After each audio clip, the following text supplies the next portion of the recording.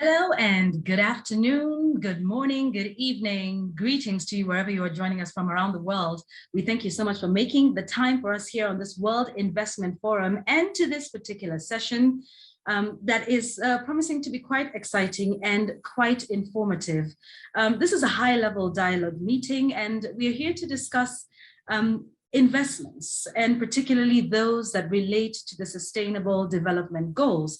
We'll take a look at the interaction between state and non-state actors, government, you've got investment promotion agencies, and most importantly, SMEs, because as we have learned that there's more to maximizing profit, and it's also about the shared value principles. So during the session today, you're going to hear from different regions across the world.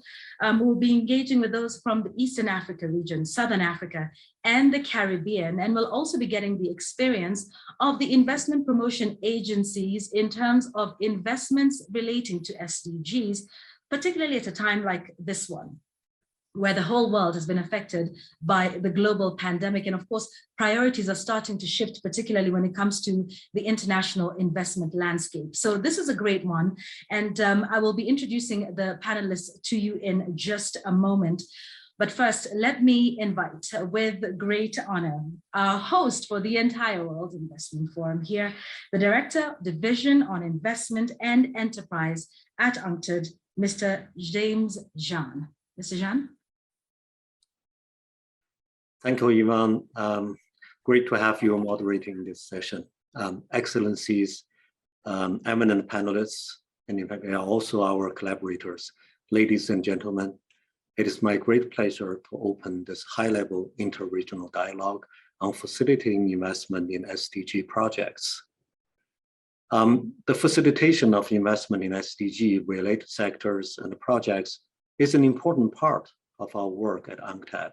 And today, we are reflecting on 3 years of collaboration in one of our flagship technical assistance programs with investment promotion agencies and other investment stakeholders from the Caribbean, the East African community, and the Southern African Development Community.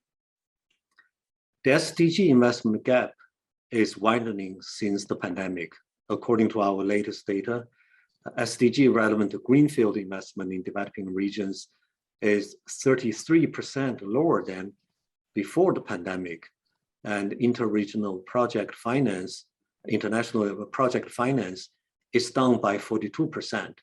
And in fact, if you look at SDG sectors that are intensive for investment, it was down between 1/3 and 2/3 of investment.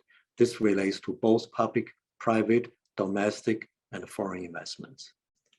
And this job reverses earlier gains in recent years in promoting SDG investment and put the achievements of the 2030 Agenda for Sustainable Development and sustain the post-pandemic recovery at risk. To prevent this downwards slide, we need to put resources together, reset strategies and build capacity, and exchange best practices. The work that we have done with IPAs from East Africa, the Caribbean, and Southern Africa included all these elements. The capacity,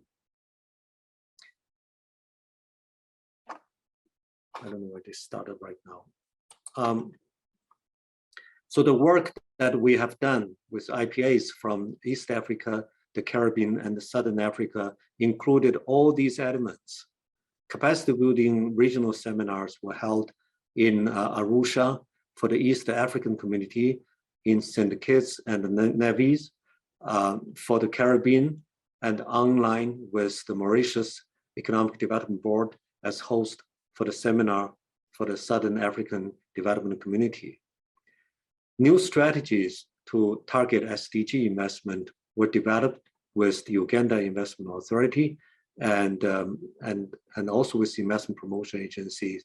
And we have online investment guides, or iGuides, what we call it, were prepared or still under development for Barbados, Curacao, the Dominican Republic, Guyana, Jamaica, Mauritius, Namibia, St. Kitts, St. Lucia, and St. Vincent, and also St. Vincent and Grenadines.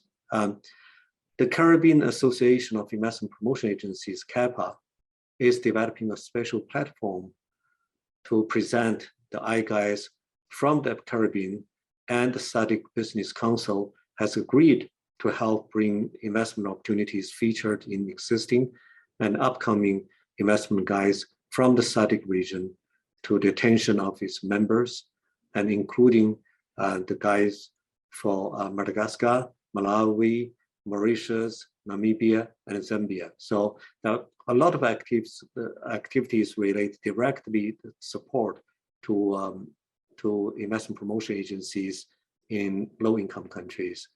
In fact, if we zoom back a little bit, we can see that in the UNCTAD Investment Enterprise Division, we have full range of activities supporting the investment in SDGs. And that's what I call the investment chain approach.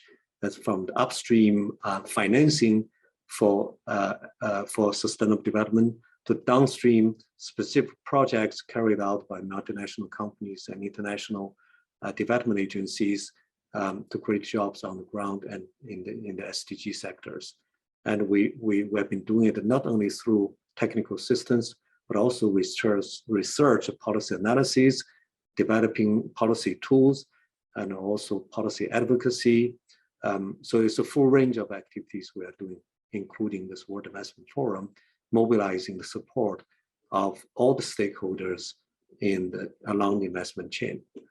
So ladies and gentlemen, beyond promoting investment in SDG sectors, investment promotion agencies can also contribute to ensure that the investment in all sectors contributes to sustainable development and other SDG-related challenges, including gender equality, and women empowerment, youth empowerment, and strengthening the small and medium-sized enterprises.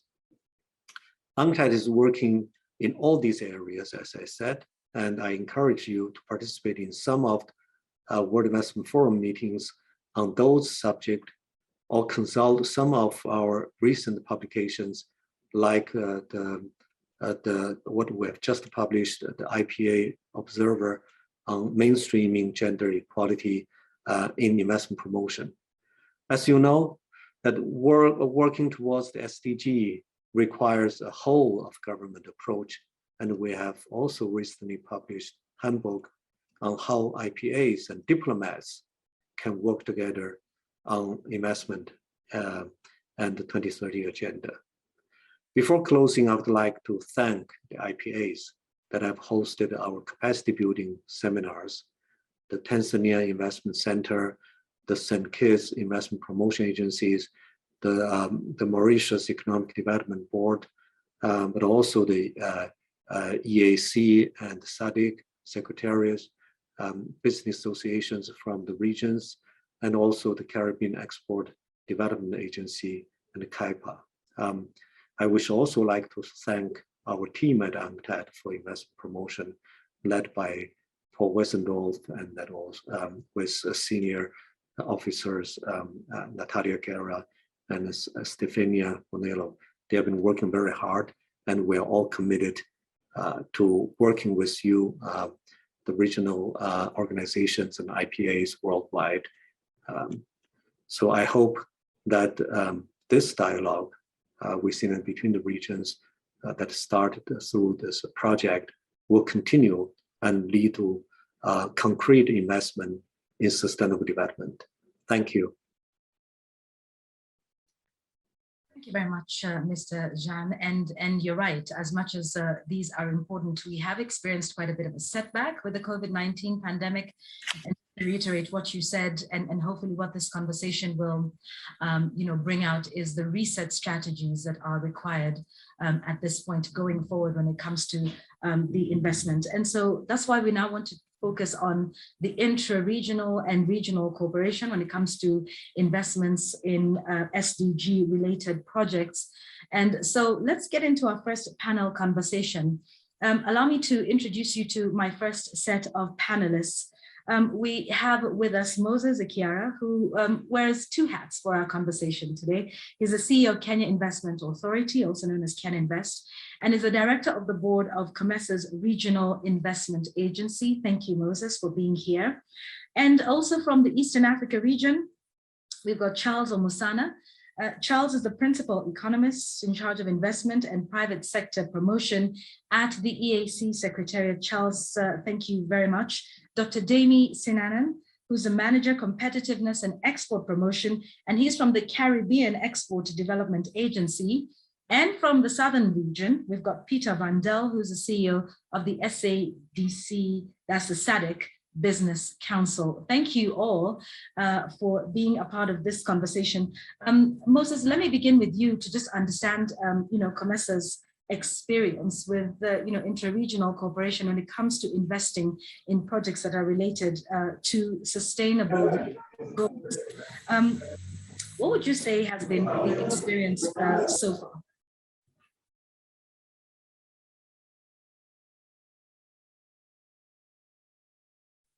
Could you turn on your mic, Moses?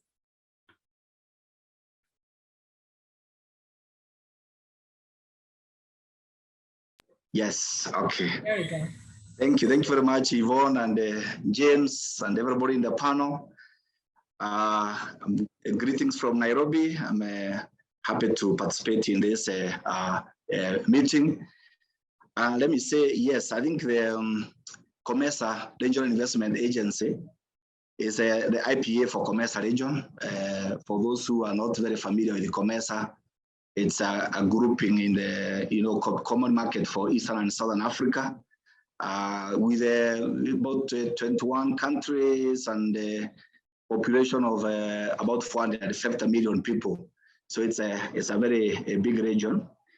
And from COMESA area, where I'm the current chairman of the board, the experience we have is we actually organize or partner to organize regional investment promotion events such as the Africa Business Forum. We did a series held in Egypt in 2016, 2017, and 2018.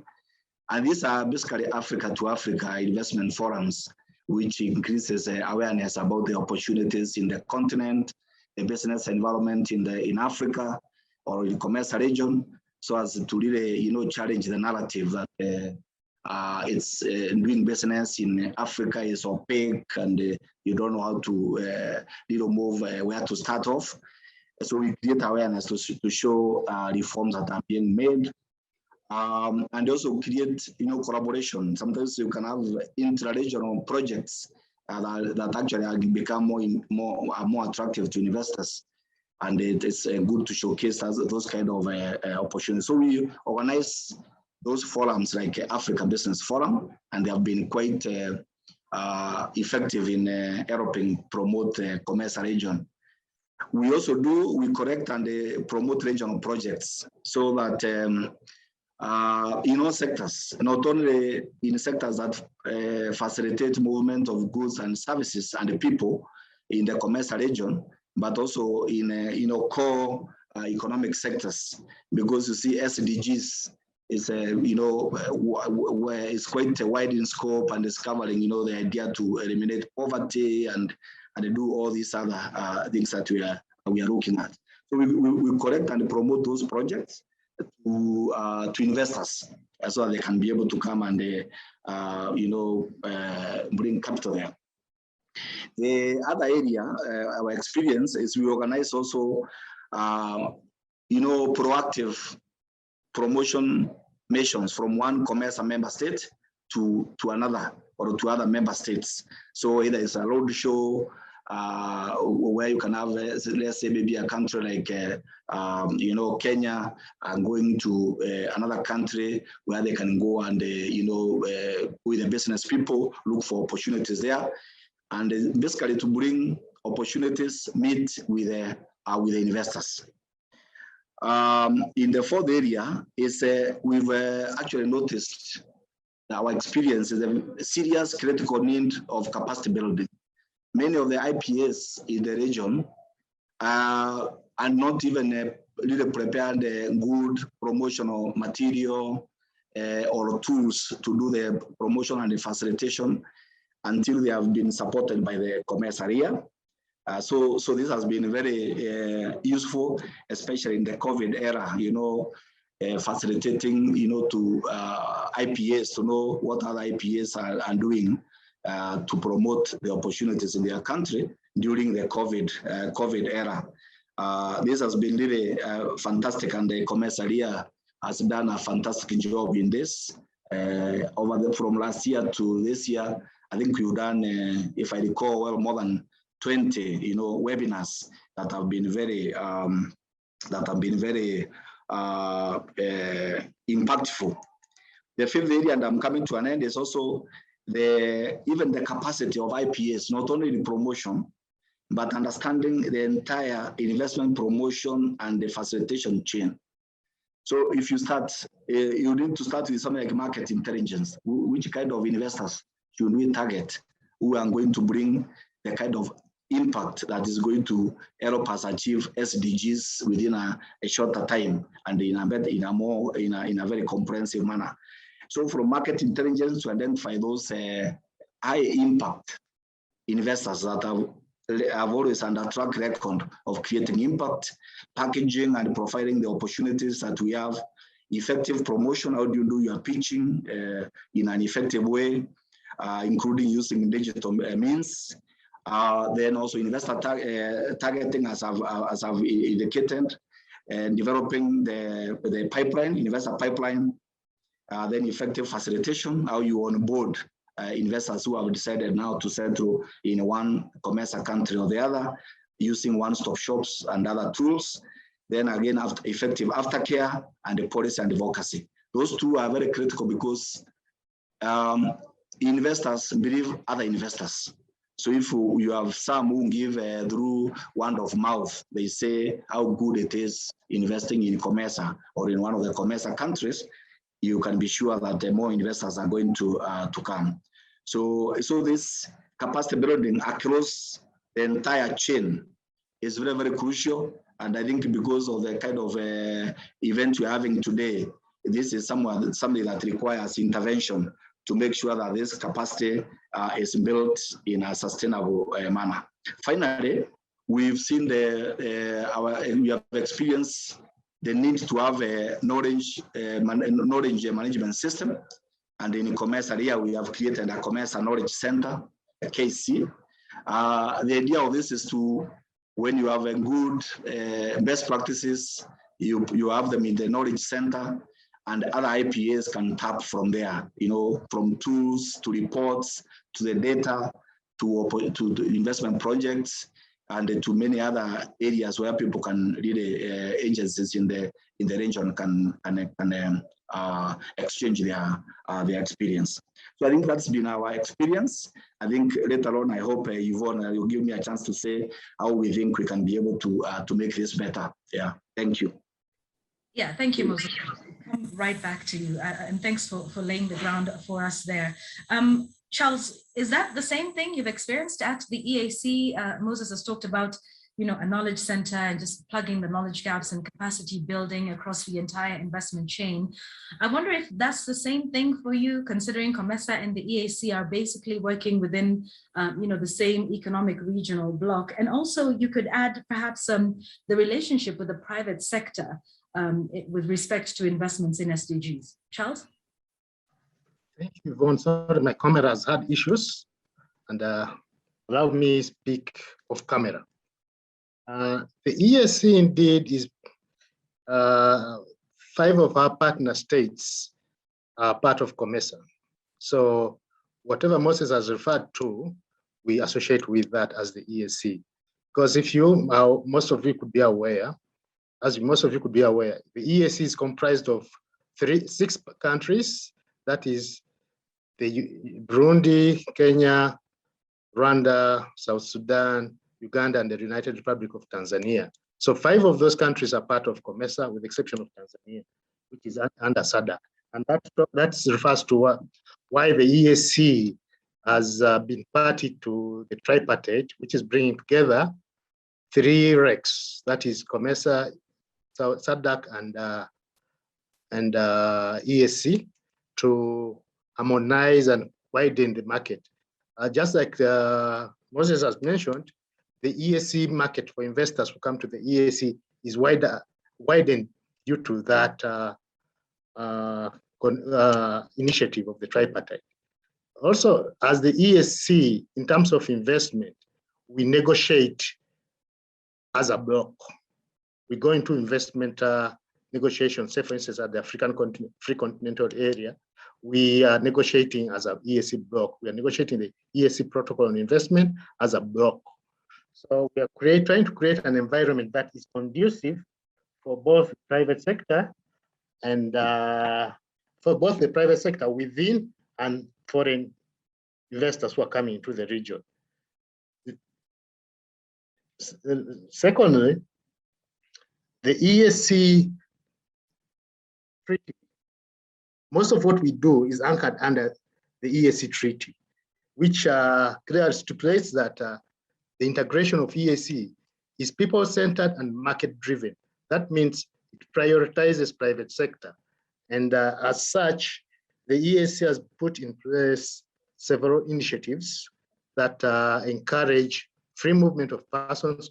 You may be aware that we are a fully fledged common market, so there is free movement of persons, and that has also been recognized by the African Regional Integration Index, which ranks the EAC as the fastest integrating rate in Africa.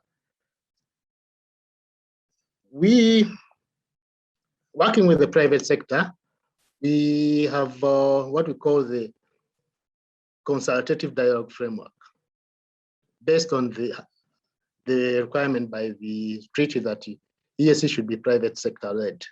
So the consultative dialogue framework brings together both private sector, regional private sector, and the civil society to discuss matters on how to improve the investment climate and also how people can move throughout the region. And also, as a region, we anchor our initiatives on the 6th development strategy for the EAC, which has set up several strategic development objectives, key of which that relate to private sector is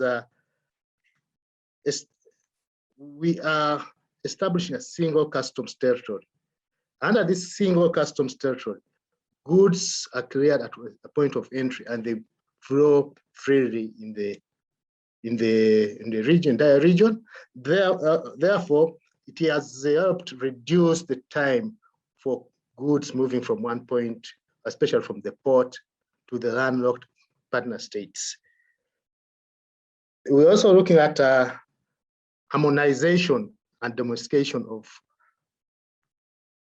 our initiatives and policies, harmonization of incentives as a region. That is also anchored in our, both in the treaty, under Chapter 12 of the treaty, which requires that we harmonize our incentives so that we promote the region as a single investment destination. Our promotion efforts are cut across the sectors, not specifically for the SDGs, but they cut across the sectors. And furthermore, we have what we call the technical working group that brings together the apex bodies from the private sector apex bodies. Say for instance, for Tanzania, we have the private sector foundations, and CAIPA in Kenya, and this is private sector development federation and foundations of Rwanda and Uganda, respectively. So these apex bodies bring out issues to the Secretariat to address.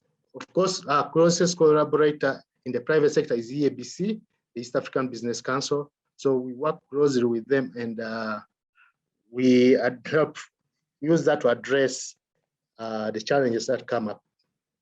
For now, I think, of course, the EAC also has put in place the EAC industrial policy, which has identified or profiled some regional value chains, specifically in cotton, textile, and apparel, leather, and agro-processing.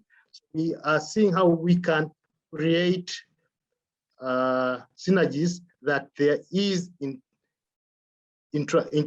contributes to increase of increase in the intra-EAC trade. Because if some countries have comparative advantage at a certain point of the value chain, so they utilize that comparative advantage to contribute to the entire value chain.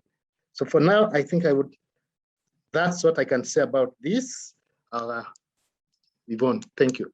I hope I will get some other time to clarify on some issues. Yes, and thank you, Charles, for elaborating what's happening there, and of course the relationship with the private sector as well. I just want to stay within the region because we've looked at COMESA, we've looked at the EAC. We'll come to the Caribbean in a moment, but let's go further down south of the continent to the SADC Business Council. And Peter, what are your expectations of the regional cooperation when it comes to investing in SDG related projects? And what do you believe would be the Business Council's contribution to the same? And maybe you can also speak about the relationship with the national and subnational investment promotion projects and agencies. Yeah, thank you. And just to echo my colleagues, it's a pleasure to be here, and thank you for inviting us, and more importantly also for the relationship that we've been building amongst the stakeholders that are with us today, UNTAD and some of the other business councils. So we're delighted to be here. Thank you. Just for context to start, the SADC Business Council is a relatively new organization. We only held our founding meeting in November 2018, and were officially launched in August of 2019, so just a little over 2 years ago. And we were launched during the 4th SADC Industrialization Week, recognized by the late Excellency John Pombi Joseph Magufuli, the president of URT. What is the Business Council? We are a regional apex body of national business associations of the 16 SADC member states, as well as 6 regional business associations across Southern Africa. It's mandated by the private sector to be the prime partner to the public sector, influencing high-level policy making with regard to markets access, industrialization, value chains development, and socio-economic development at a regional, continental, as well as a global level. We work very closely with the Southern Africa Development Community Secretariat, the SADC Secretariat, as well as other national and regional sectoral bodies, governments, regional economic communities, multilateral groups, and the business community, with a view of improving the region's trade and investment climate. Our specific roles revolve around policy advisory, business development, market intelligence, business-to-business services, etc. And most importantly, we host the SADC Industrialization Week together with the SADC Secretariat, and that's something that's coming up shortly in November. So we look forward to seeing some of you there. Bringing it a bit closer to the SDGs, our primary interface relates to SDG 9, which is targeting infrastructure, industrialization, and innovation, with a specific reference to quality, reliable, cross-border infrastructure and value addition. And then we also focus on SDG 17, which targets partnerships with specific reference to trade facilitation, export promotion, eliminating duties, tariffs, and policy coherence. So that's a little bit of a long introduction, but I think important just for this forum to be aware of who we are. We are a relatively new organization. As a new organization, we obviously have our strategy that we've put in place. And I think that the 3 key pillars that relate to this discussion are business development. And under this pillar, we're looking at market intelligence. So, very relevant for us, for our businesses across the region, that they do have market intelligence. The way that we're approaching this is we're working with our national business associations to understand from their perspective what the opportunities are within each of their jurisdictions, as well as what their capabilities are from an export point of view. And obviously with that comes a strong relationship with investment promotion agencies. We also have a strong focus on regional value chains, particularly those that are priorities for SADC, which relate to pharmaceuticals, mineral beneficiation, and agriculture value chains. And we're very pleased to be working with UNTAD on the I-Guides. I think it was mentioned earlier by James. We are starting to see how we can collaborate around investment guides for the region. We also, off the back of these market intelligence workshops, try and facilitate business to business engagements, effectively creating some form of a marketplace. And off the back of those, we'll see if it's relevant. It's still early days, but we'd like to start organizing trade missions that sort of spring off the back of that process. In support of all of that, we do a lot of policy analysis. And the purpose of that policy analysis is to facilitate business environment reform. So our key anchors there have been the economic recovery position paper that we have recently done, which has made recommendations of what some of the key sectors are for the region in terms of economic recovery and what we need to do. We plan to create public-private dialogue platforms through all of those to start to advance the agendas. And then I think just to note again, SADC Industrialization Week is the key event for us on an annual basis where we get to put a declaration to the heads of state based on the sort of jointly agreed outcomes between business and government. I think maybe just a final piece to really put a strong focus on is the importance of trade barriers. So whilst we can do all this good work about market intelligence and creating opportunities, everything needs to have a cost and an efficiency factor. So, you know, I think particularly in SADC, we've identified non-tariff barriers as a big opportunity for us to improve efficiencies and the cost of doing business across the region. So that's probably, I would say, our primary focus at the moment. So I'll stop there. Hopefully you got a bit of a feel for who we are and what we're doing and our relevance within this investment promotion space. Thank you very much. Yeah, and congratulations for the good work you've done in just about 2 years, being the new kid on the block when it comes to these matters. And perhaps when we come back to you, maybe you'll have a perspective. You're already in, but maybe the outside looking in, being a relatively newer organization, maybe there are some things that you might be able to have seen, having, being a new entrant in the space. But and thank you also for being specific about the specific SDGs that you are working towards. So it's good to get a great understanding of that. But so let's leave Africa for a moment and go to the Caribbean. Dami Sinanan, tell us this, your organization has for several years hosted CAIPA, which Mr. Jean alluded to in his opening remarks, as the Caribbean Association of Investment Promotion Agencies. Tell us how this has benefited the countries in the Caribbean and the region, but also has the pandemic shifted or changed certain things in terms of priorities and in where investments are being made? Have SDG related projects been put on the back burner for a while because now, it's mostly survival mode and, changed us from, thinking ahead to just thinking in the now and making decisions, that can get us out of where we are now? Well, thank you very much, Yvonne, and thank you very much, colleagues, for having me here this morning. Thank you to UNCTAD for hosting this most important forum. On behalf of my Executive Director, Mr. Deodat Maraj, I would like to welcome everyone to the World Investment Forum and this particular panel. Just to provide a bit of a background and some context, the Caribbean Export Development Agency is the regional trade, export, and investment promotion agency for the CARIFORUM region, which as a definition are the 14 CARICOM member states plus the Dominican Republic. So we comprise 15 territories. Most of the territories are small island developing states.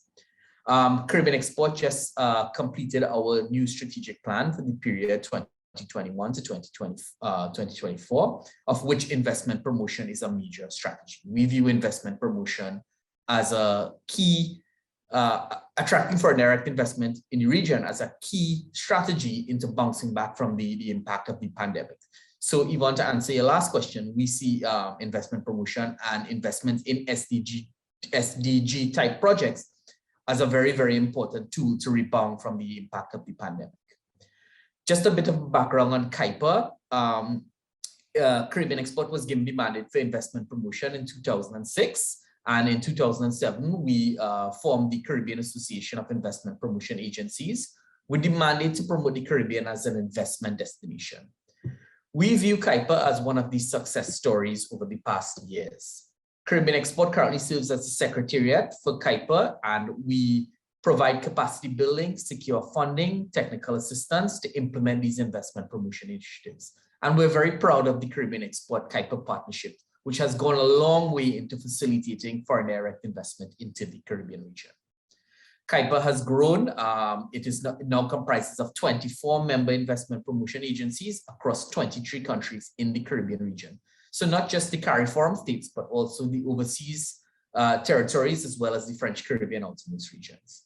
And it is our goal to continue to support the expansion of CAIPA as an investment promotion tool and a collaborative activity to pulling together all the key stakeholders needed to ensure that the business climate in the region is conducive to attracting new companies and is supportive of expansion of existing firms.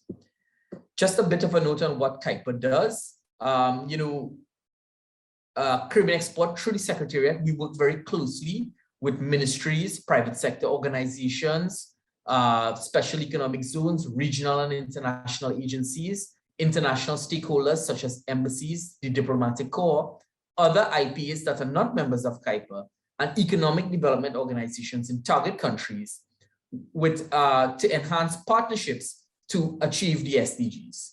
This is particularly related to Goal 17, which speaks about enhancing partnerships, and it is an absolute priority for Caribbean Export and CAIPA. It is also enshrined in our recently developed strategic plan, which has a detailed partnership and resource mobilization strategy. Just to give some examples of the work that we've done over the last couple of years, especially in COVID-19 times, we recently held a Caribbean Agriculture Technology Investment Summit because we view the agri-tech sector as a priority sector for the attraction of investment, given the need to create jobs in the region, particularly for youth, women entrepreneurs, and to achieve gender equality, which again ties back to another one of these strategic development goals. We also want to ensure food security in the region and a reduction in non-communicable diseases. We collaborated with CAIPA and to host more than 170 regional development partners to develop an AgTech investment opportunities catalog with more than 80 SDG projects from across 16 Caribbean countries. Our strategy speaks not only to widening of our networks, but also to the deepening of existing relationships, engendering greater and higher quality connectivity between our economies, our firms, investors, institutions, and organizations who support investment attraction efforts. A further example of our deepening collaboration in facilitating investment into SDG projects is the development and rollout of our Caribbean Project Packaging and Investment Platform, or as I would like to call it, CPPIP. In February of this year, following information from UNCTAD of the continued adverse impact of the COVID-19 pandemic on investor confidence and investor flows, FDI flows into the Caribbean region, we sought to develop a new targeting strategy for attraction of investment into our SDG projects. Financing development in the traditional way was not going to work in the Caribbean region, so we had to diversify our options. And while our project is still in the infancy stages, we are working very closely with the Caribbean private sector we've never done before. Our existing investors are presenting their businesses as sustainable development projects, and when expanded, will create jobs, economic growth, gender equality, and opportunities for youth entrepreneurs, which again speaks directly to SDG 8. These businesses are secret equity investments, and our CPPIP initiative is packaging these opportunities to present them before investors such as diaspora investors, institutional investors for these equity investment options. We will continue to work very closely with our regional private sector to facilitate investments into the projects that will improve the livelihoods of Caribbean people at a time when economies are experiencing the most severe adverse impact of our generation. And it continues to motivate Caribbean Export and CAIPA to deepen our partnership to continue forward. So in closing, we anticipate great things for this project, and we're already receiving significant interest from investment agencies, NGOs, and other agencies that support SMEs. So we hope UNCTAD will invite us back next year to the next WIF, where we can actually report upon the success of this venture. So I'll stop there, and I'll be happy to entertain any questions that we may have. So thank you very much. Thank you very much, Dami Sinan, and to hear of the work that's being done there. One of the things that all of you have said that is important, just to recap, market intelligence is very important, the regional value chain, strengthening those, and of course, removing some of the barriers, tariff and non-tariff barriers, that prevent that from across the region. I think as we close, I think I have just about a minute. Forgive me, we can discuss this for hours, but we don't have that much time in the day. But let me just start with some closing comments. Moses, from you, where you see this going and what are some of the gaps that you think we need to tighten now? But also, interestingly, what lessons there are to learn from the other regions, from SADC, from the Caribbean export, and from CAIPA. Do you see some sort of ways in which you can collaborate, share information across the different regions? Your thoughts as we close, if you can, in less than 2 minutes. I'm sorry. Could you turn on your mic?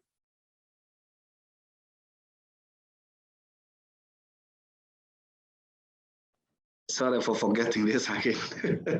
That's okay. Thank you very much, Yvonne.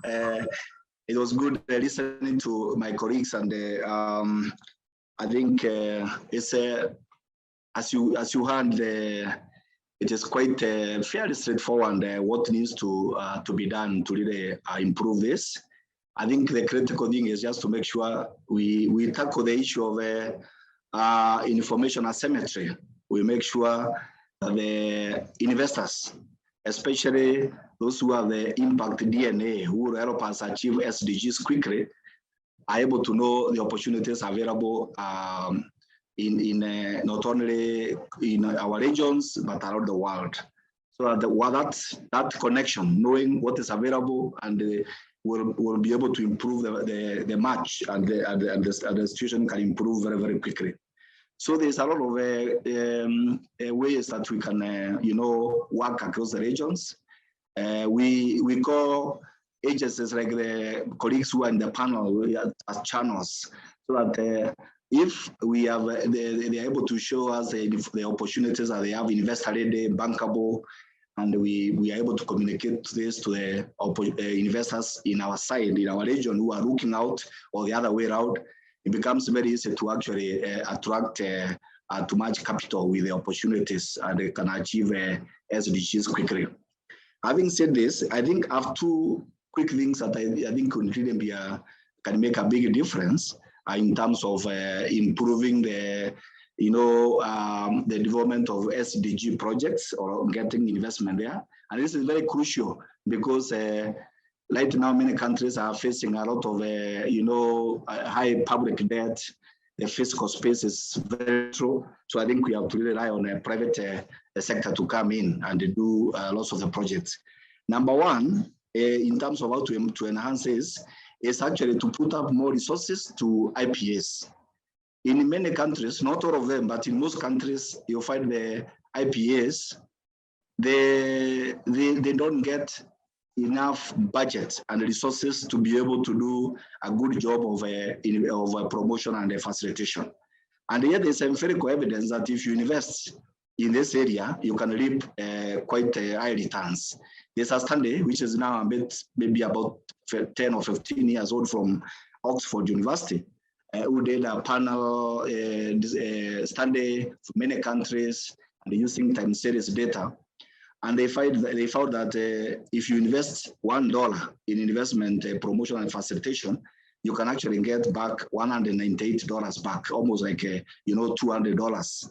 It's a huge return, and I think we like UNTAD and other players at the multilateral level to bring this message to the country governments and the regional establishments, to actually know if you invest, then you are going to get a high return, and that's a good way of dealing with the challenge of scarce resources.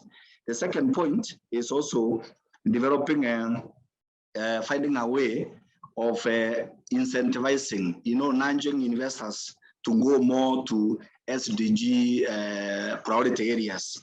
And one way of doing this is if UNTAD could work with the World Economic Forum and other agencies to come up with an investment impact index, where the SDGs form most of the parameters in that index. You can be having a composite index, and the idea is that that index, if you're an investor and you score high on that, then you get more incentives in terms of tax breaks and other maybe even recognition and other type of incentives, more than somebody else who has received less impact. So this way it would be a good way to actually help us also deal with the challenge of a race to the bottom, where many countries are struggling to give more incentives and more incentives, and the national treasuries or tax agencies are asking, are we really putting money in an area where we are not sure whether we are getting the return? So that can help to really put more right into that narrative. Thank you very much, Yvonne. Yeah. Thank you, Moses. And we have also questions from the public who are watching us. Yes. I want to pose that now, and perhaps this one can go to Charles and whoever else wants to chip in as well. This is from Amanda Nyingwa, who says, it's so nice to see regional programs driving SDGs. I wanted to find out, are there regional barometers to track regional SDG progress? Charles, do you want to take that? Thank you, Yvonne, and thank you, Amanda, for that question.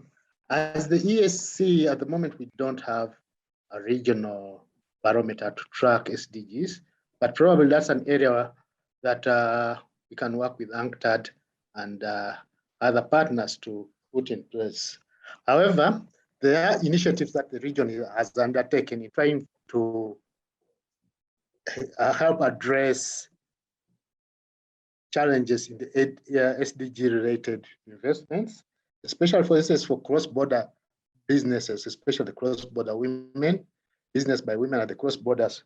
We, as the ESC, we have put in place the one-stop center, one-stop border posts that have eased movement of goods and also movement of persons.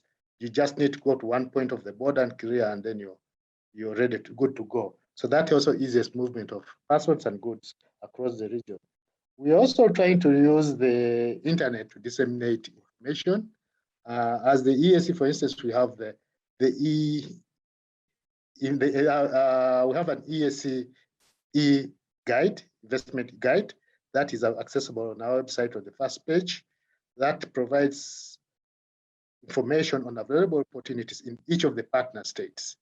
We work with the IPS to get correct available opportunities, and we disseminate through that e-guide.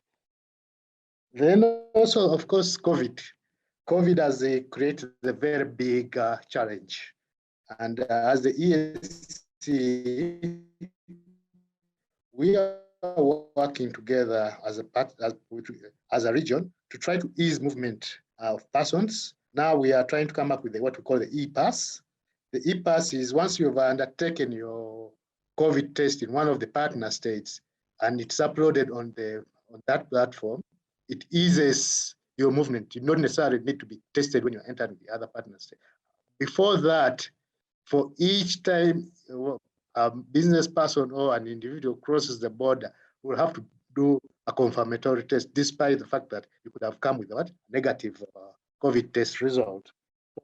We are looking at that, but also as IPS and investment promotion agencies, we still need to work hard to attract investments in the health sector.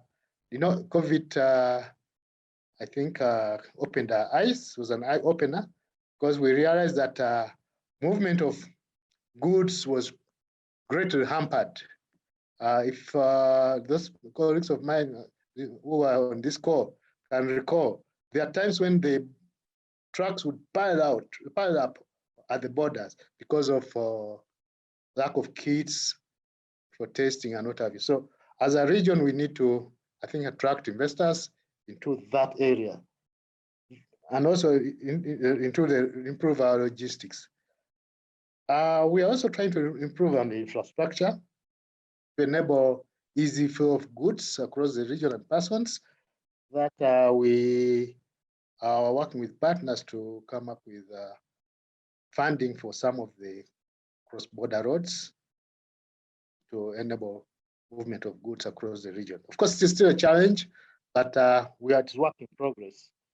There is also the issue of development of bankable products. Again, Moses talked about this, but I think that's an area we can call upon UNCTAD to come if they can, because with their expertise, to help us come up with bankable projects, especially in the SDG area. Because as a region, the partner states are still open to all investors, all investments. So they would direct their resources in the areas that they think are urgent. So this creates a gap if some of the SDG related investment opportunities are not a priority to a partner state or a country, they might be sidelined. So that's where we call upon UNCTAD and other partners on this call to come and partner with the IPS or even us at the Secretariat to come up with a bankable project that we can market. As a region, again, we're also looking at how do we come up with a single currency. This is because as of now, across the region, we need a single currency as a region. And we hope by 2024 or thereabout, we shall be able to have a single ESC currency that will enable trading across the region. However, in the interim, our currencies are fully convertible in any of the partner states and that allows for trade within the region. Submit. Thank you. Okay, all right. Thank you, Charles. I believe this has been mentioned here that perhaps never before than during this pandemic has the idea of the SDGs become more relevant. But even, James at the beginning of this session had mentioned how, investment flows towards SDG related projects have fallen by 1/3 in the year 2020. So Peter, my final question to you is, how do we then start to reinvigorate investment in this sector, and what are some of the ways we can use to make it definitely more visible and more that SDGs are indeed viable and perhaps are the ones that will get us through this pandemic, considering we've got 9 years to go to the fulfillment of the Sustainable Development Goals? I think, like all things, it's just about focus. So, to the extent that we're able to focus on 1 or 2 or 3 high potential opportunities within the SDGs, and then use our partnerships to understand, what is the size opportunity, how do you unlock the opportunity, and then work together between business and government to really unlock those opportunities. I think that for me has always been the key. It's been very specific and narrow. And I guess that's our role, is to support our organizations, but then also support our governments in getting that understanding and that mutual understanding of what we should be targeting and what we should be working towards. Yeah, focus. Damien, you agree? You already talked about, what you're doing in terms of agri-tech, with food security, with some of those specific ones. You get the final word, on this panel. Peter says it's all about focus. We've heard about re-strategizing. What are your closing thoughts as we go towards the end of our particular session? No, I absolutely agree. I think, as I mentioned in my remarks, I think, investments in SDG projects is a key driver into getting us away from the effects of this pandemic. We have to focus on things such as gender equality. We have to focus on things such as youth empowerment. All of these will provide the economic boom towards SME development, towards business development, towards achieving the goals of this. So I do absolutely believe that we have to leverage our partnerships, as Peter mentioned, because again, we can't do it alone. We have to pool our resources together. Every organization is working with limited resources. Every region is working with limited resources. So if we are to partner with one another and focus on specific projects, I think with the support of organizations such as UNCTAD, we will find a way through, and at the end of this pandemic, to achieve the SDGs as stated by the deadline of 2030. So that's my final thoughts. Thank you for that. I just want to recap, what's come out of this session is that if anything the pandemic has taught us, it's that the SDGs are really important, and not just towards the goals that we have set out in the next 9 years by 2030, but that it will be those SDG related projects that will get us out of this pandemic. But a lot more needs to be done, a lot of information gathering. The question we had from Amanda earlier about, having, having a center that, gathers sort of the progress that has been made in the regions, but also market intelligence. That's what we've heard a lot more now, and making sure that we're able to center and focus those investments that are desperately needed to get us out of this. So thank you for that, and strengthening regional value chains. And I know many of you on this panel already know each other and already interact. So it's just that that regional cooperation and information sharing and gathering will continue to be important in that. I want to thank Dr. Moses Ikiara. Thank you very much, Charles Omusana, Dr. Dami Sinanan, and Peter Vandel. Thank you all for being a part of this one. Stay with us because there's definitely more I'm sure you might want to hear from our next session. So, and in fact, we do have now taking a look at what's happening with the IPAs, which we have mentioned, need to be strengthened. I believe Moses said, a lot more investment in the investment promotion agencies and a lot more strengthening and capacity building. So let's talk about the IPA's challenges in facilitating investments in SDG projects.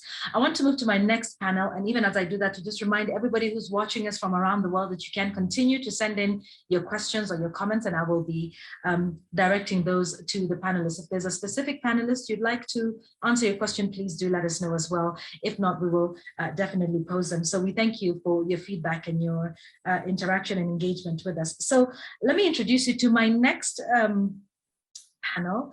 We've got Mr. Paul Chalimpa, who's the Deputy Director General of the Uganda Investment Authority.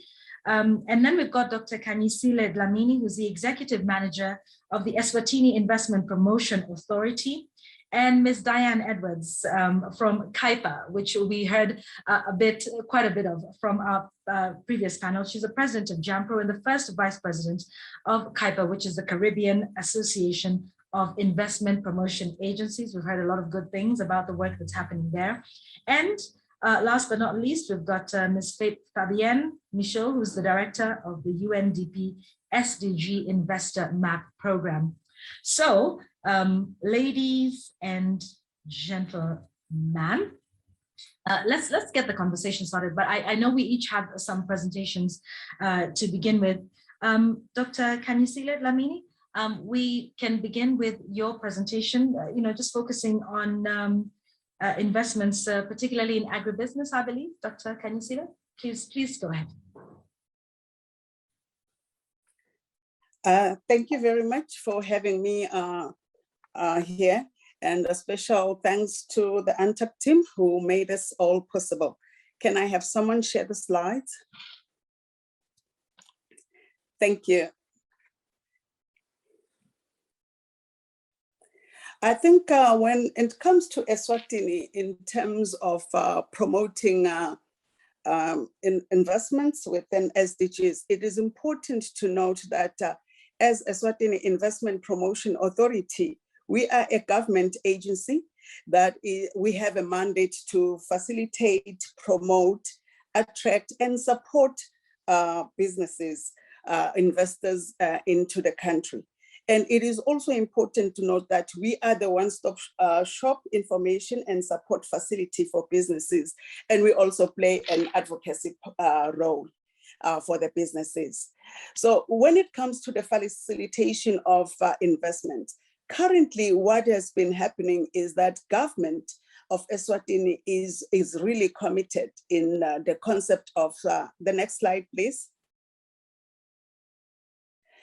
Is committed to the concept of sustainable development.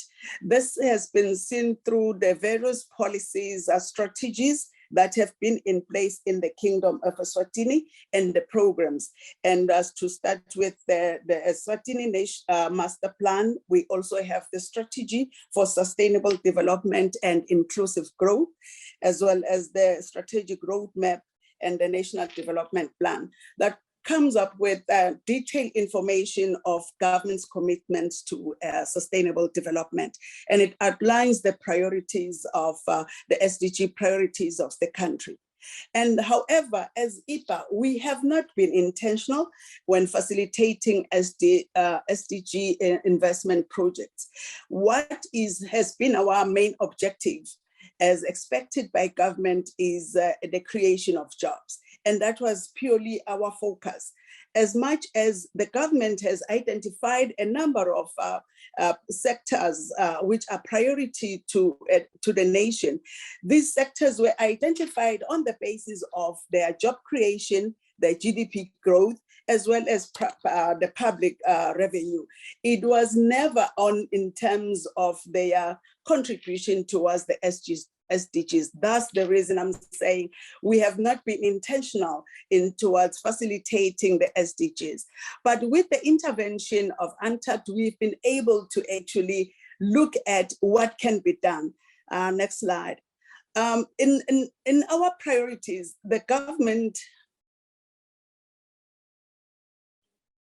yes, and the government identified 5 priority areas, which is the education and ICT, agriculture, manufacturing and agro-processing, tourism and mining and energy. But at the same time, it has the SDG priorities, which what is important is actually aligning the two. We're on this next slide.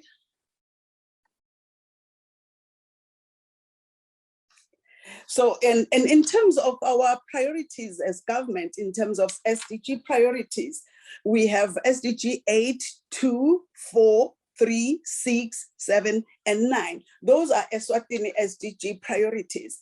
And we have our Eswatini priority sectors. But when you look at the different priority sectors we have, you note that they speak to the SDG priorities.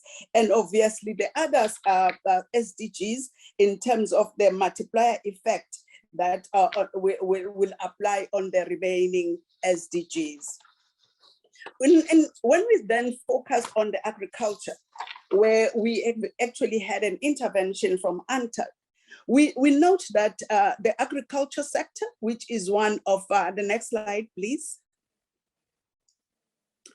The agriculture sector, which is one of the key priorities sectors as identified by government, is that sector encompasses and many of the Eswatini priority SDGs. And it is important to note that the agribusiness has a strong link with other sectors, and that includes tourism, ITC, education, infrastructure, and renewable energy. There is a strong link between these sectors.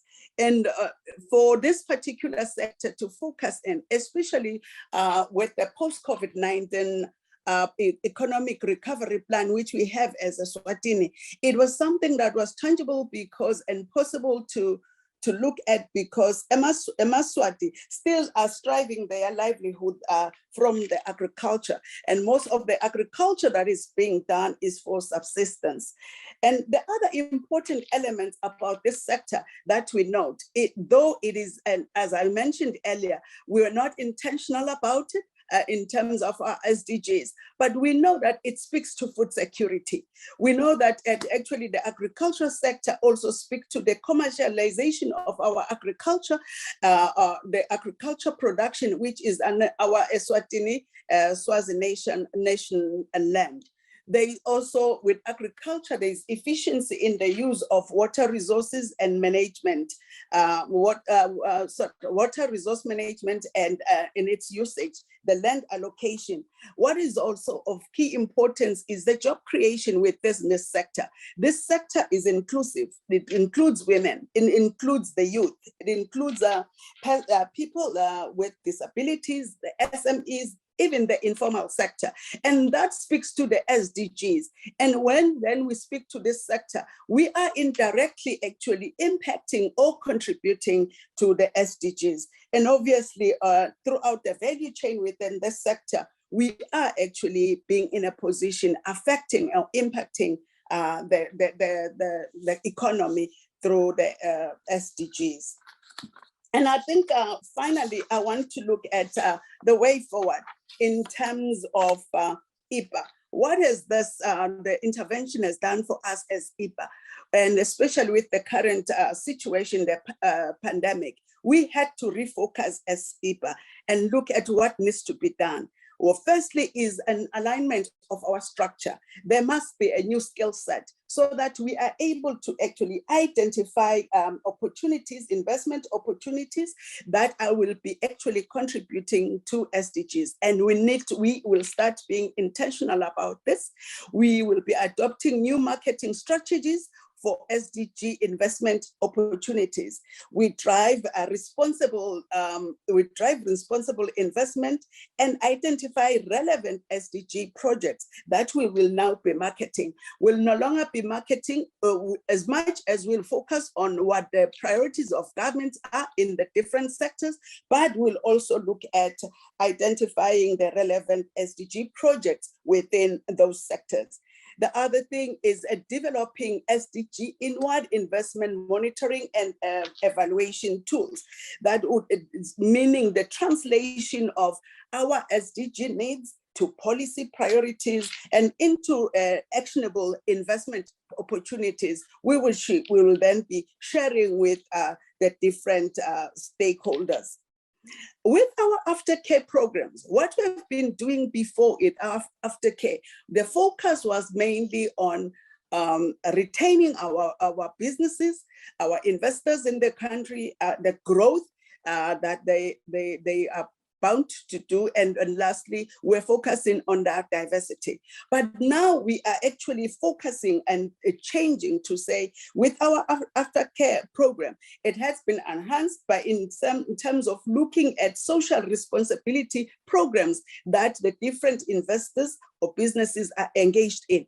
And most of them, and which was something that we have not been monitoring before, they do have health centers which speak to SDGs. They have training and transfers of skill within the different sectors.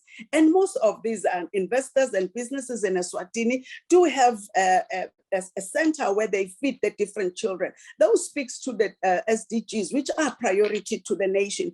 And for our program then as aftercare, we are looking at changing it so that it actually measures them and actually come up with a way to say that contribution would not only be looking at the job creation, which was initially we're focusing on, but looking at broader than just the job creation, but to the contribution. And also speak to our reporting, which is my next point, in terms of our reporting was, as I mentioned earlier, was just on job creating, but now it will speak on SDG contribution. And another key aspect which we'll engage in as IPA is with the development of network with partners to support the SDG-driven inward investment. These partners, we are looking for partners of the same institutions of the same mind, and that will look at more of SDG-related investment. And with those partners, we believe we'll be able to actually market the projects that are actually SDG-driven.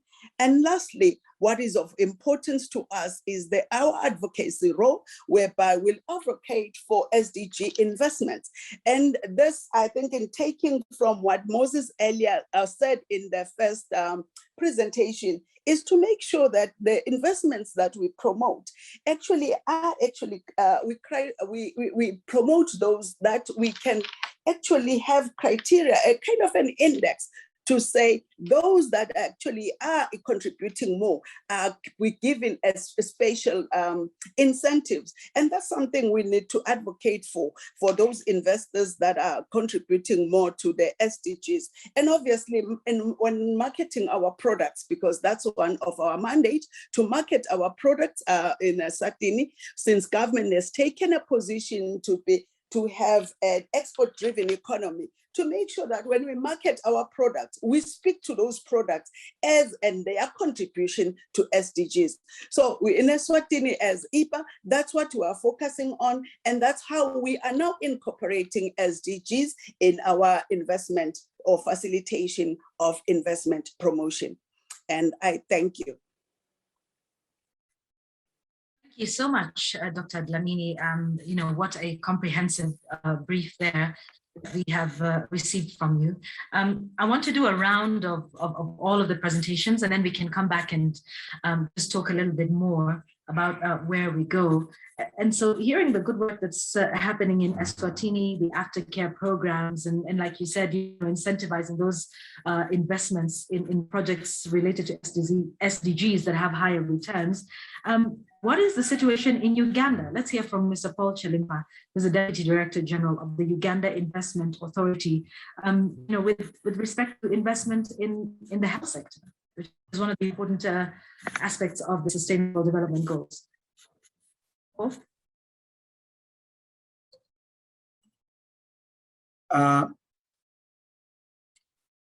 Can I share? Come and take me. Hello, Dami, can you hear me? We can all hear you loud and clear, Doctor. Thank you. Can everybody see my presentation? As well. Yes, we can. Okay, thank you.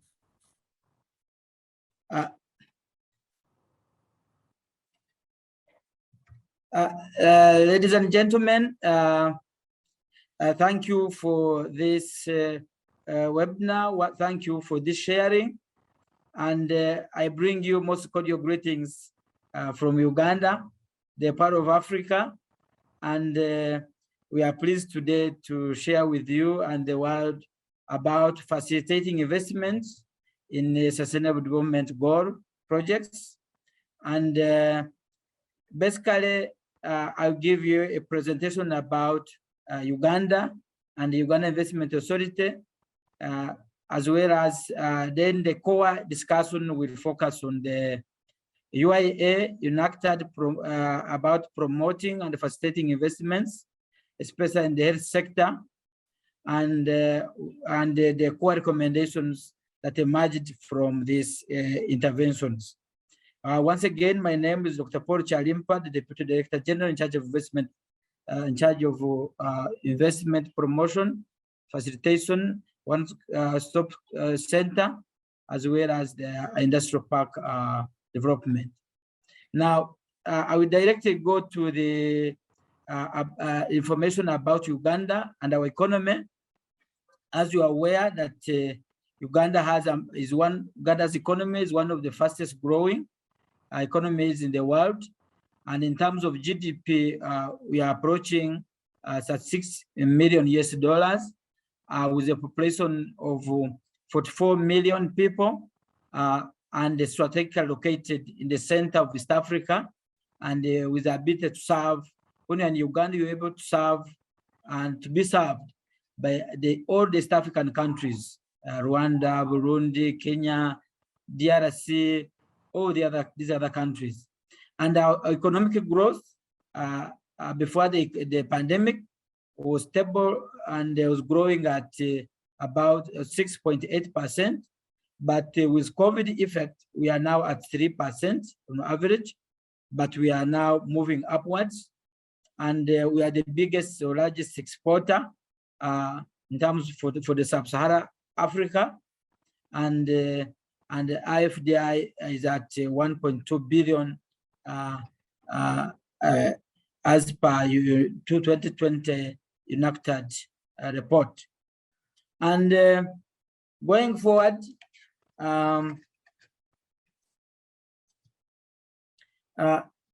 if we look at the business environment in Uganda, Uganda is highly competitive in terms of the labor costs, and we have one of the lowest costs of labor productivity, cost productivity, and when you look at the latest reports about being attractive to investment, Uganda has been ranked the East Africa's most attractive country, and in Africa we are the 5th in terms of foreign investment attraction. This is according to the Absa Africa Financial Market Index of this year. And in terms of cost of living for expats, we're the lowest in Africa. And our country is secure, and we are surrounded by some secure countries like Kenya, Rwanda, and all these other ones that are growing up, which are becoming secure, like DRC and South Sudan. They provide opportunity for growth and investment opportunities within the East African region. And in terms of health, we are very compliant to the standard operating procedures, SOPs, and we are doing all that it requires to see that we combat the spread of COVID-19. And our investments are back and on foot.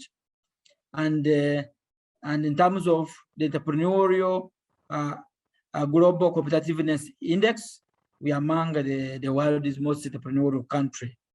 And with that, we are able to be competitive. Now, when you look at Uganda Investment Authority, we have played a crucial role during the pandemic in promoting financing towards investments in health sector in Uganda as well as the East African region. And as an investment authority, we have been supporting our investors with business development services, and also with the advocacy, as well as support towards all the undertaking investments in health, as well as other business areas. Also, new investment, we have realized new investments in health, especially in manufacturing, which includes the gloves, sanitizers, protective masks, among others. We have had several online stakeholder consultative meetings to address the challenges or bottlenecks of investing in business, as well as fostering local investment in health, as well as other aspects of such as manufacturing, especially focusing on import substitution, as well as export promotion. We specifically with UNDP, we have undertaken SDG investor mapping, which is aimed at fostering informed investments by various investors we are attracting, and in the specific SDG sectors. And we shall soon launch a report with UNDP on the SDG interventions we have studied. Now, for this particular presentation, we have special interest in on reporting on our Uganda Investment Authority interventions with the UNACTAD, where UNACTAD provided support to government of Uganda, specifically to Uganda Investment Authority, to engage in promoting and fostering investment in the health sector. And primarily, the objective was to increase the levels of private sector investment towards the Sustainable Development Goal 3, which is good health and well-being. And in doing this, would contribute to the development of health investment strategy as a country, and provide action plan to ensure that we increase our investment in health to attain both national and international targets. And we undertook a study with support from UNACTAD, who facilitated a health specialist or consultant that worked with the Uganda Investment Authority, as well as the whole health sector in Uganda. And we did a lot of reviews on the literature, as well as conducted the interviews with the key stakeholders on how we can strengthen the health sector and also increase the investment in the health sector, since this is growing and has high demand in Uganda and across the East African region.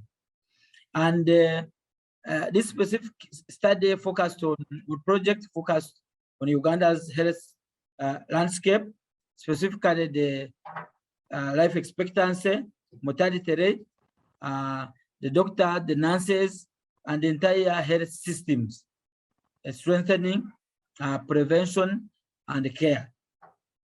And from our study on this project, we had what we call the building blocks of focus for Uganda's health sector.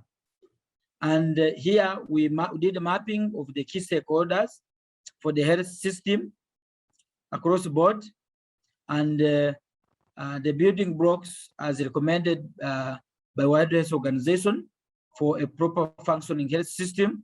That was of focus were the health governance system. We looked at also the health workforce, the health financing, the medical products, the health infrastructure and service delivery system, as well as the health information research and innovation. Now, this we did specifically to ensure that we are compliant with World Health System standards in terms of the assessment, as well as prioritization of investment in our health sector.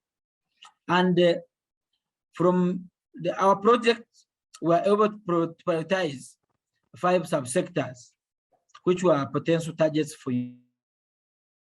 And these are based on the national and as well as the regional priorities, as well as the focus in terms of interest by the key stakeholders that were interviewed.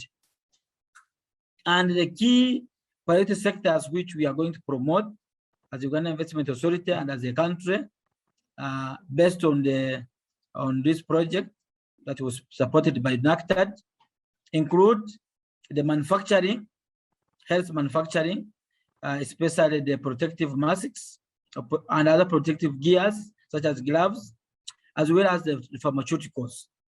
Now we have special incentives to promote the health investment in these areas. We are also looking forward to attracting and promoting health investment in the digital health. The aid is to overcome hard infrastructure problems, as well as the infrastructure, health infrastructure, especially the referral hospitals in our regions, the district hospitals, as well as the special Medicare services. There were also special health interventions that were identified, especially for non-communicable diseases. Also, we are in our strategy, we are going to promote research, innovation, and training in health. These are the 5 core subsectors which were prioritized for engagement and investment promotion and investment. So going forward as an investment promotion, facilitation, and aftercare institution or agency or government body that also undertakes policy and advocacy, we are committing to prioritizing those 5 target areas and proactively going to market them across the East African region, Africa, and globally. And we are going to start by piloting 2 of them at a time in terms of as the core investment areas. The first 2, that's in the short term, but in the medium term, we are going to expand and take on all the investment opportunities or subsectors by ensuring that we will have adequate information, doing the deeper sector dives to get appropriate information to prioritize and market these sectors and projects so that they are we indicate their viability. So we are going to do specific feasibilities. Also, in terms of investment facilitation, we have mapped out a short-term intervention of strengthening collaboration with the key stakeholders across in Uganda and across the East African community within the health sectors. But we are going to agree on the piloting, which sectors pilot, but also we are going to facilitate the linkages between the large foreign and domestic investors in the health and the local SMEs to ensure that there is, because the health system is based on the FARO approach or system or framework, so we shall ensure that there's a linkage between the large investors in health as well as the small and medium enterprises who are investing in the health system. And our aftercare services will go towards supporting existing firms as well as the new ones, and strengthening the investment relevant information as well as data to continue supporting the health sector to remain competitive, as well as providing the much needed health services across the entire prevention system strengthening, as well as the CHUA. In terms of policy and advocacy, we shall include feedback on the main challenges, especially and the opportunities during the implementation of the health projects or investments, which you have indicated in the 5 priority areas, and also shall integrate all the subsectors for health within our UIA, Uganda Investment Authority policy and advocacy work. Yes. Especially the presidential investor round table. With that, I would like to thank you and call upon you to work together as a team within Africa, within globally, as well as in the East African community, to ensure that we prioritize health as an important investment intervention. I thank you, and over to you. Thank you, Dr. Chilimpa from Uganda. So some interesting things with respect to health, especially during a pandemic. It has really brought out quite a number of issues, particularly for developing countries. We hope to come back and hear a little bit more about how you're going to sustain some of those investments even beyond the pandemic. Let's now switch gears and get a little bit more perspective from CAIPA, that's the Caribbean Association of Investment Promotion Agency. Ms. Diane Edwards, who's the Vice President of that and the President of JAMPRO, could you speak to us now and make your presentation on especially regional and interregional cooperation? Thank you so much, Moderator Yvonne Akwara. Let me say a special thanks to James Jean and UNCTAD for their work in organizing this very important forum for us to exchange views. To my fellow panelists, ladies and gentlemen, greetings for the Caribbean. I'm in Jamaica at the moment. So let me just apologize for Ms. Annette Mark, who is the CAIPA president, who is on overseas mission and wasn't able to join us today, but sends us her good wishes for a successful WIF 2021. So Demi Sinanan has already provided an introduction to CAIPA, which represents 24 IPAs from 23 Caribbean territories. And we really focus on joint investment promotion, particularly in terms of the SDG 8, decent work and economic growth, and SDG 17, partnerships for the goals. So one of the areas that we collaborate on as Caribbean IPAs is really investment promotion and facilitation. Our objectives are really 2 major objectives. One is to help our existing and new investors solve challenges. So that involves aftercare, that involves referrals, that involves developing relationships with new investors, and secondly, to provide accessible and up-to-date information on business procedures, investment opportunities, and general information about the region, because we come from a region which is known for tourism, but we have many other sectors that we promote within the region. In terms of our investor problem-solving approach, we developed the Caribbean Business Climate Reform Action Plan because we feel that reforming the business climate and making it easier to do business in the region is critical to our ability to attract investment. So there are three real focus areas of work for CAIPA over the next 5 years: improving the ease of starting a business, resolving insolvencies, and getting credit.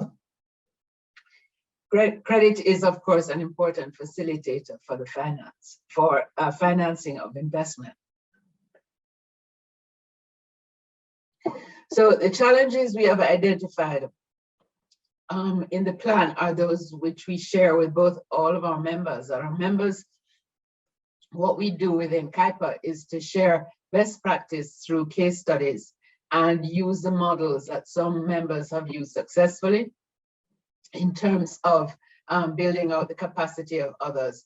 The World Bank's ease of doing business has really been our reference point. As you may know, Jamaica is number 5 in the world on the ease of doing business. Now, we know this report has actually been discontinued, but what we're doing is using international rankings on which the Caribbean performs well to develop our ability to impact on the ease of doing business generally. We've also identified several collaborators with whom we are partnering to advance these reform strategies over the next 5 years. Some of those include UNCTAD, of course, and the German Development Corporation, the Commonwealth Secretariat, the European Union, the Caribbean Development Bank, and the African Caribbean Pacific Investment Climate Reform Facility. We've also done some significant capacity development in particularly aftercare and the use of customer relationship management systems. We've all implemented CRMs as a joint project between all the members. So now we are also looking at investment facilitation, particularly in terms of our pivot post-COVID. And that focus has really led us to look at how can we increase our ability to interact with our potential investors and to provide easily accessible and up-to-date information on doing business in the Caribbean. So we have developed a CAIPA digital communication strategy as a response to some of these challenges. And that digital communication strategy has really looked at redevelopment of our website. It has looked at developing a social media communication strategy in our targeted sectors. And it has focused on the targeted sectors being ag-tech, agricultural technology, renewable energy, and outsourcing as 3 of the sectors which we feel can be pivotal in our recovery from the COVID pandemic. We've actually developed new messaging for each of these sectors, and the Caribbean AgTech Summit, which Demi Sinanan referred to, is actually one of the new proposals in this area, new activities, and we plan other activities in the other 2 sectors. Our new updated website is investincaribbean.org, which you can all visit at your convenience. Excuse me. One of the events that we have facilitated, one of the ways in which we have facilitated the SDG projects is to participate in the UN Department of Economic and Social Affairs SDG Investment Fair, which was held in April 2021. This investment fair is an annual platform that facilitates direct interaction between the governments of developing countries, the private sector, and multilateral agencies to scale up investment in sustainable development. So this year, Jamaica showcased 5 investment projects, which will be uploaded to the SDG Investor platform. And of course, in terms of dissemination of information, we have been working with UNCTAD over the past 3 years for the development of iGuides for our members.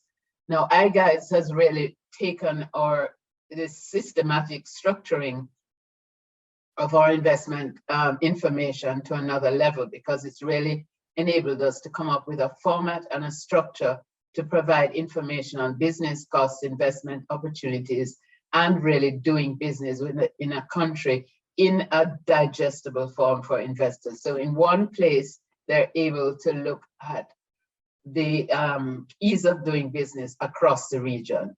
So these web-based solutions have really been important in our thrust to develop more investment opportunities. With the support of UNCTAD, CAIPA has developed 7 iGuides to date, and 2 are under development for completion later this year. What our aim is to centralize this information into a single portal where all the iGuides for the Caribbean can be easily accessed by investors. And really, we thank UNCTAD for their support in developing this. So facilitating the SDG projects, really, we think that one of the critical things that we need to do is to develop more investment opportunities in proper packaged project form. Demi spoke of the CPPIP, which is a Caribbean Project Preparation Investment Program. What we are doing under that program is to develop a number of packaged bankable investment projects, which we can then take to the private equity market. And these projects will be across the Caribbean. We're currently in the process of shortlisting the projects which can be proposed through that facility. And we're working with private equity companies to find new equity partners in that. Our goal in working together is to ensure that investors invest in the one place everyone wants to visit, which is the Caribbean. And what we want to recommend to CAIPA, to UNCTAD, is that they really look at how they can help us to strengthen the iGuides and expand the iGuides, but also to strengthen the Caribbean Project Preparation Investment Facility, because we think this is going to be one of the ways in which we can attract project finance and we can attract private equity and more FDI into the region. Thank you very much, moderator. Thank you very much, Diana. We have a technical issue with our moderator. She was kicked out of the meeting, potentially because of energy issues. So, well, in the sake of time, thank you very much, Diana. We are very happy always to have you on board, and it's been a long-term collaboration with CAIPA, and we both learn a lot from each other. I think that while Yvonne joins back, I will give the floor then to Fabienne Michaud, which is the director of the SDG Investor Map program. We thought that their participation in this event was crucial because they are precisely working on what most financial institutions say.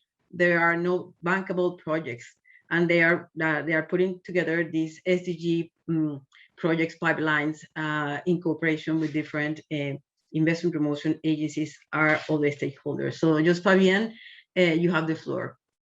Yvonne is back. Thanks, Natalia. Okay. Thank you. Just go ahead. Thank you. I'm just pulling up my slides. So thank you, everyone. It's a pleasure to be here this evening from Melbourne.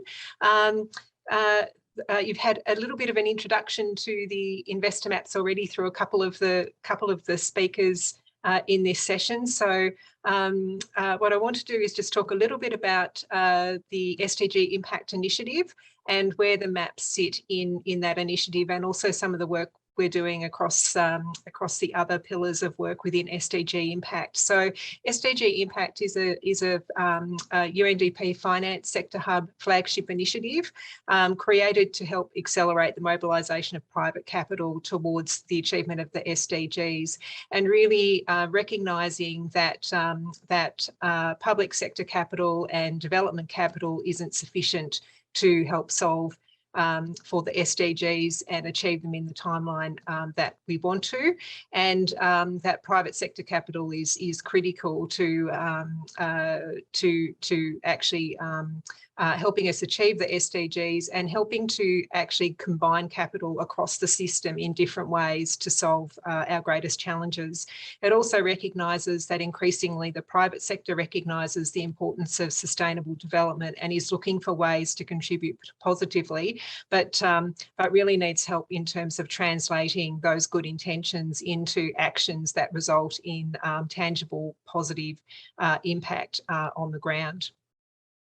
So the work that we're doing sits across 3 pillars. The first pillar, impact management, is really centred around the development of internal decision-making or management practice standards to help integrate sustainability and contributing to the SDGs into business and investment decision making.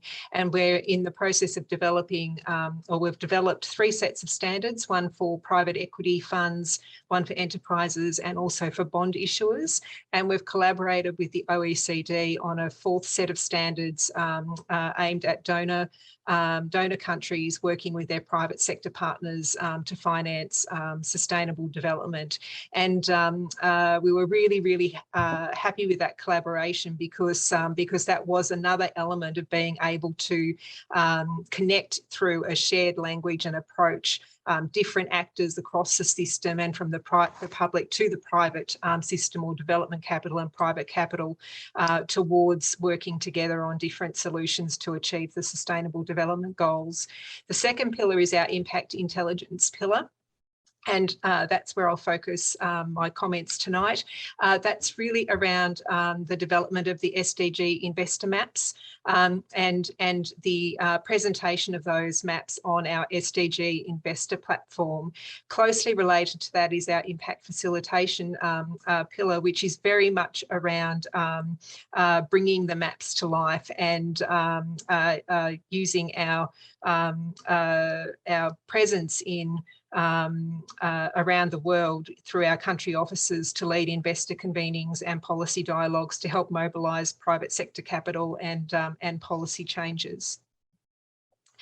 This is a busy slide, but I thought it was useful because I think that increasingly as we're moving through our I guess our evolution and development of these products within SDG Impact is just that need for convergence and connecting the dots between the systems. So one of the things that we have been focused on is really looking at how the SDG investor maps in particular can feed back through into the broader work that UNDP is doing with countries in terms of SDG budgeting, but also the development of their integrated national financing frameworks and development finance assessments. So an area that we're focusing on in terms of expanding the investor maps at the moment is a more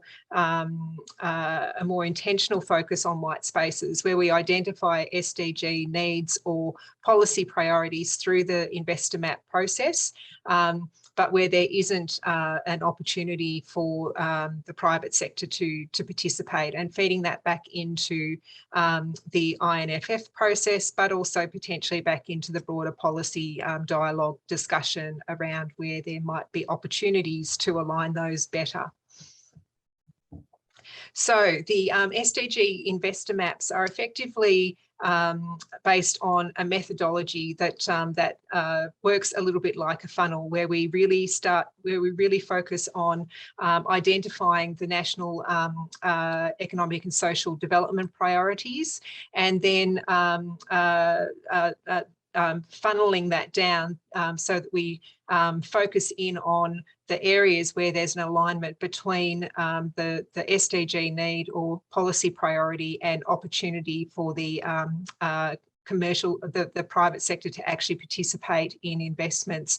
In many respects, it's a translation of the national development priorities into language that is useful for investors on the ground. So it's not that the maps themselves and the investment opportunity areas that are identified are not a deal pipeline per se. They're really a focus on investment opportunity areas and business models that will help to facilitate and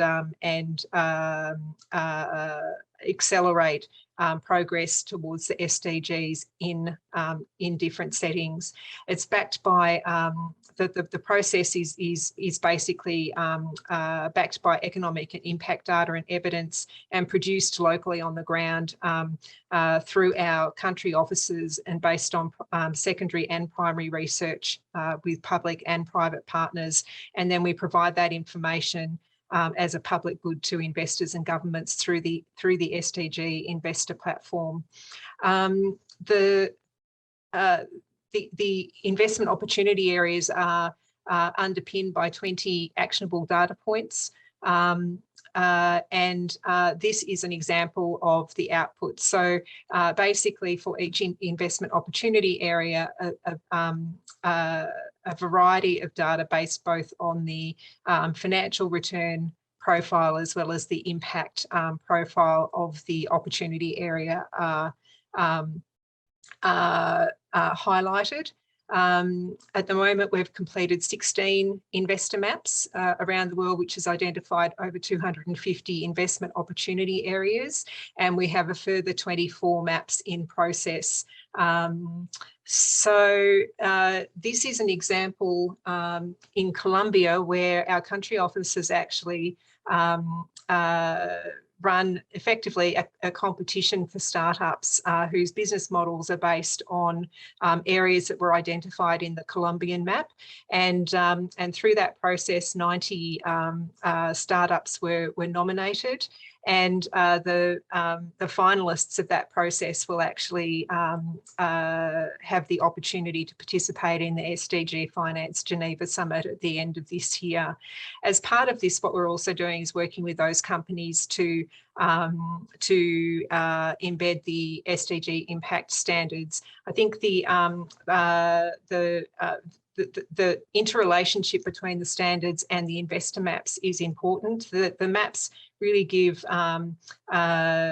good guidance in terms of opportunity areas or the what that needs attention, but the impact standards really focus on the how and how organisations can integrate impact management into not only their purpose and core strategy, but also through their management systems and governance systems to ensure that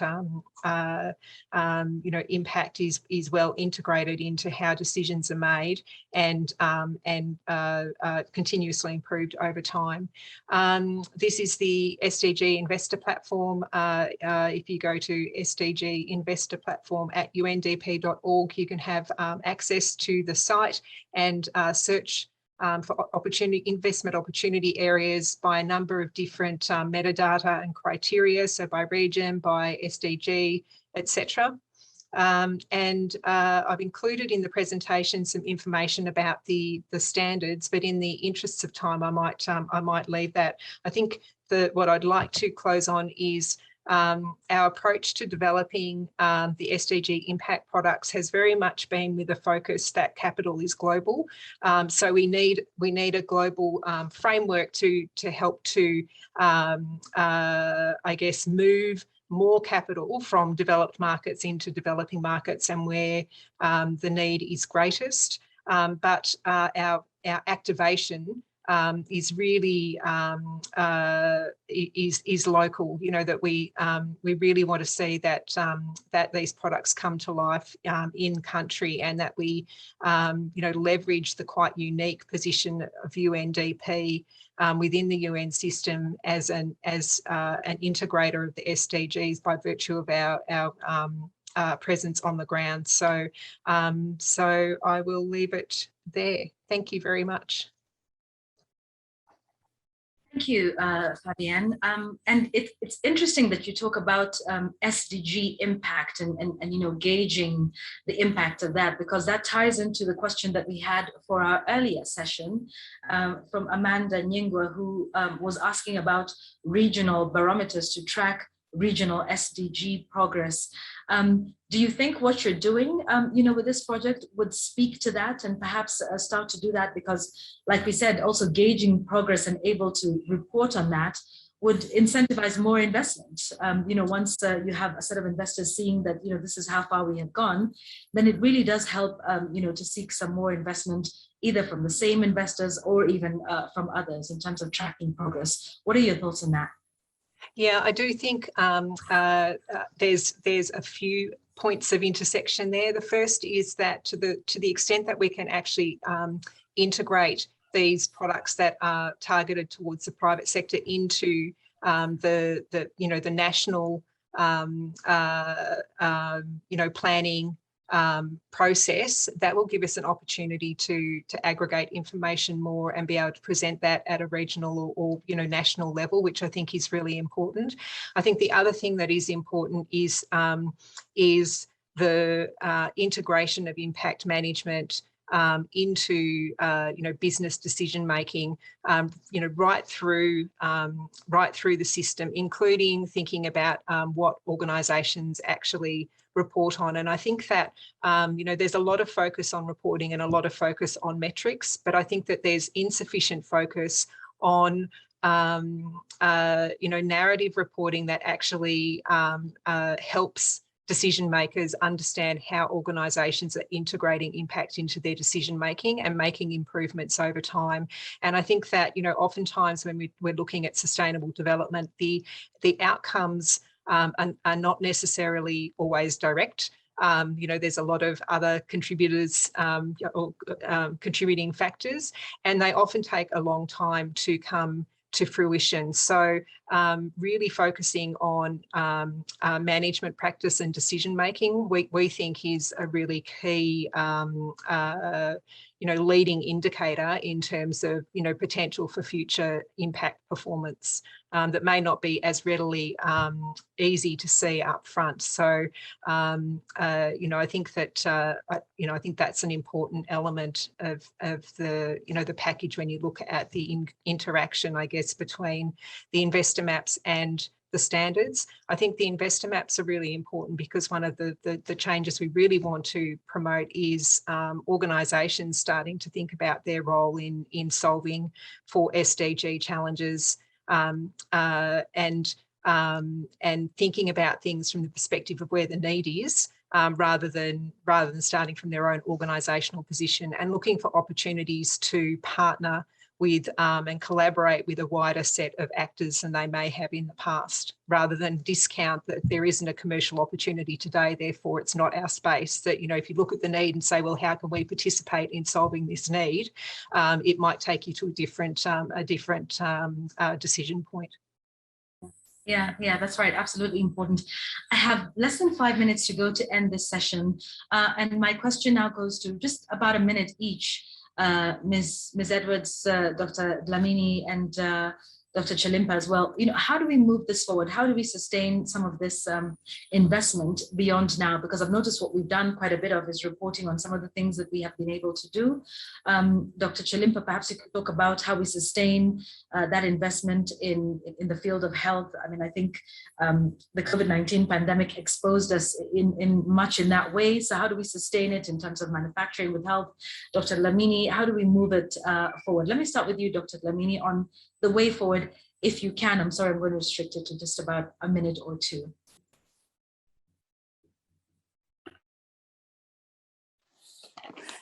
I think what is important for us is actually having the indicators being clear. As Fabienne has actually stated earlier, it would not be an easy one, and it would not be a short term.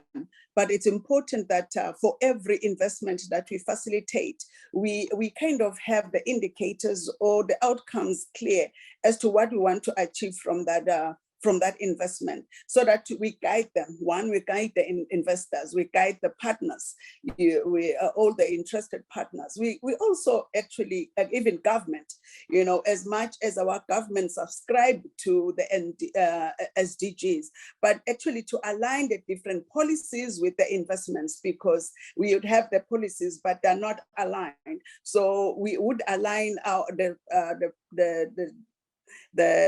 the sectors, the priority sectors with the policies, as well as SDGs. That way, it would be easier than to say for every investment that comes into the country, the incentives are aligned to the SDG contribution. In that way, we can actually contribute better. Thank you.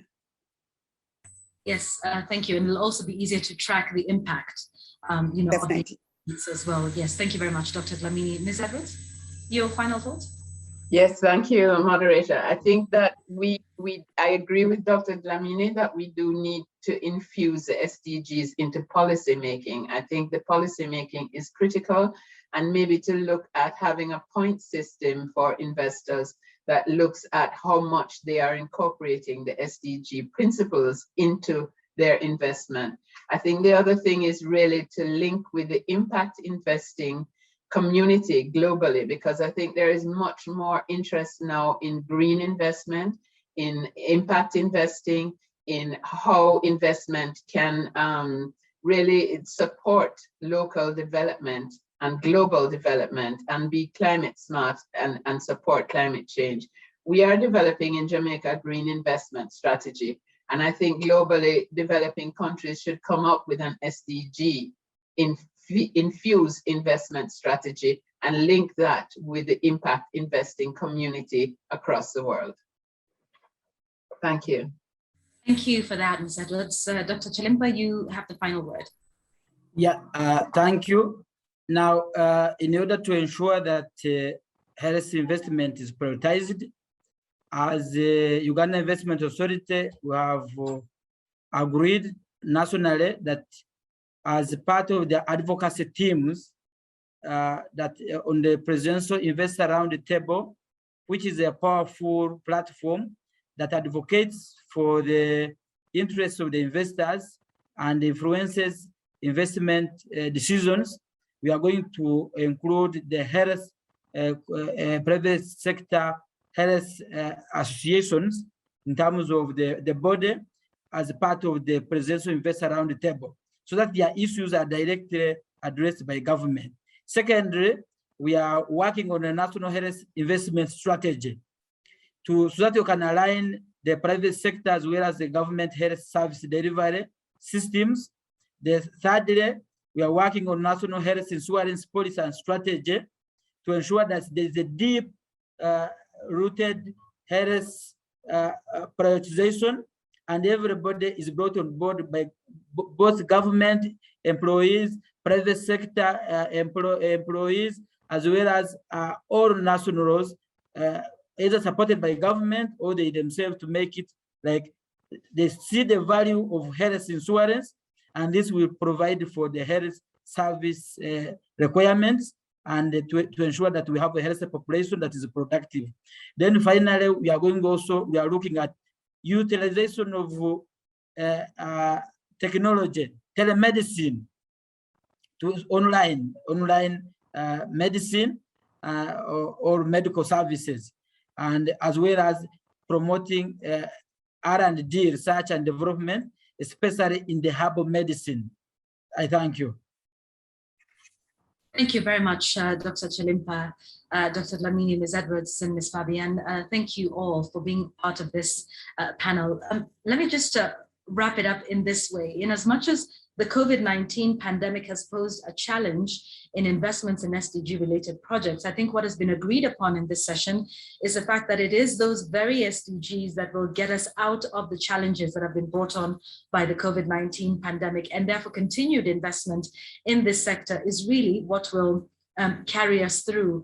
I know many of us are still going through the pandemic, but we are starting to think of what happens post-COVID-19. And so I would like to thank all of you for your contributions to that, and for saying that we must align SDGs with our policies, and we must enhance our reporting and continue to incentivize investments related to SDGs. I thank all of my panelists during this session. And just a reminder for all of you who are watching from around the world, all these PowerPoint presentations that have been made here are available or will be made available in due course on the webpage, which is sustainablefdi.org. That is sustainablefdi.org. So if you want to go and engage with those presentations a little bit more, please feel free to do so. And I thank you all, and thank you as well for your engagement and for your questions that have been coming through. This is where we want to finish this, but remember to stay. We're still here. We've still got a couple of more sessions, quite a few actually, at this World Investment Forum 2021. I'm Yvonne Okwara. I have been your moderator. Thank you, everybody. Thanks, Yvonne. Thank you. Thank you. Thank you, Yvonne. Bye. Thank you. Bye.